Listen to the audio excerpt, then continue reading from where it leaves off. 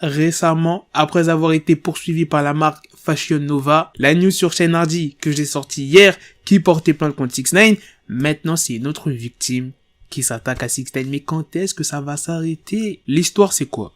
Est-ce que vous vous rappelez quand 6ix9ine s'est fait kidnapper en juillet 2018? Après le kidnapping, dans le même mois, en juillet, 6ix9ine a décidé de se venger de ses ravisseurs. Et malheureusement, une femme innocente s'était retrouvée au milieu de cette fusillade. La victime, elle a déposé plainte sous le nom de Jana Doe, et écoutez bien ce que je vais vous dire.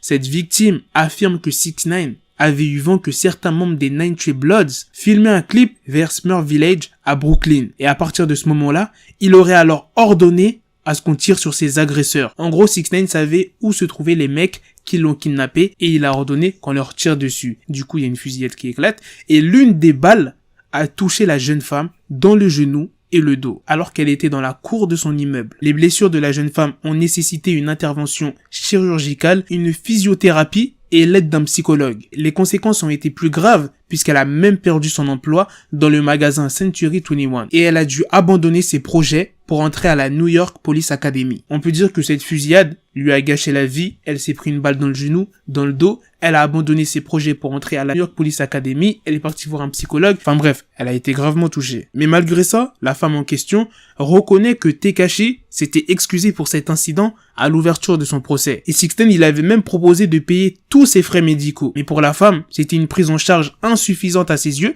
et c'est pour ça qu'elle réclame 150 millions de dollars pour dommages et intérêts à 6ix9ine. L'avocat de 6ix9ine s'est exprimé sur cette affaire, je vais vous dire ce qu'il a dit. C'est étrange que la plaignante poursuive Daniel Hernandez dans une affaire où il n'a jamais été identifié comme étant le tireur. La plaignante ne poursuit pas les personnes impliquées dans cette fusillade. Pour être clair, Daniel ne lui a pas tiré dessus. J'avoue, pour le coup, l'avocat il a raison.